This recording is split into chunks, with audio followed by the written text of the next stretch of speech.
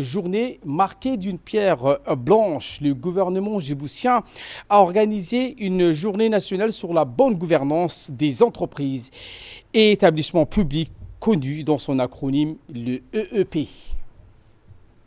Initiative placée sous le haut patronage du chef de l'État, présidé par le Premier ministre Abdelkader Kamil Mohamed, qui marque une étape significative et essentielle dans la mise en œuvre d'une réforme profonde et stratégique visant donc à moderniser la gestion des actifs publics.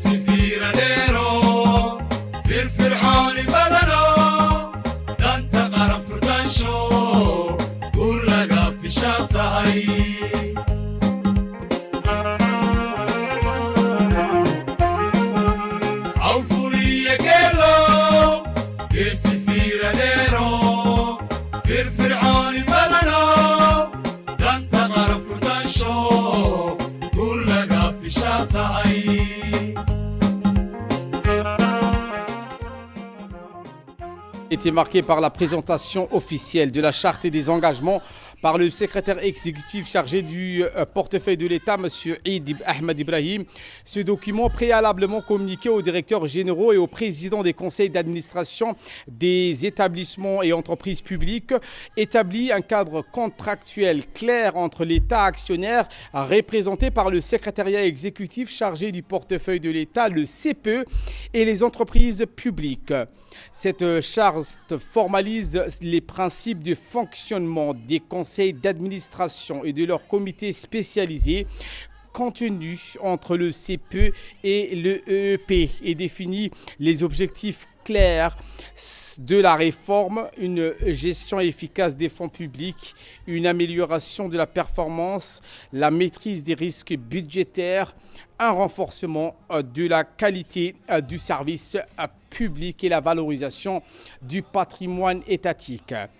La charte sera soumise à la signature de tous les responsables concernés afin de garantir un alignement opérationnel avec les orientations stratégiques fixées par l'État actionnaire.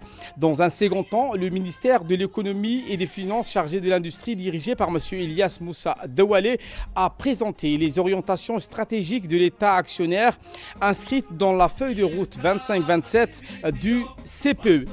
Il a rappelé que ces réformes s'inscrivent dans la continuité d'un diagnostic sans concession mené depuis 2012 mettant en lumière les faiblesses structurelles des entreprises et établissements publics. M. Douale a adressé un état de lieu chiffré de la performance des entreprises publiques, soulignant la nécessité d'instaurer une véritable culture de reddition des comptes. Il a également insisté sur l'impératif de changement de paradigme dans la gestion des entreprises et établissements publics, compte tenu de l'évolution du contexte économique mondial et des crises successives qui affectent le pays. Parmi les grands axes de cette réforme, il a notamment mentionné le renforcement des conseils d'administration via la professionnalisation des administrateurs, l'adoption clé de performances spécifiques à chaque secteur d'activité et la mise en conformité du statut juridique avec les normes internationales.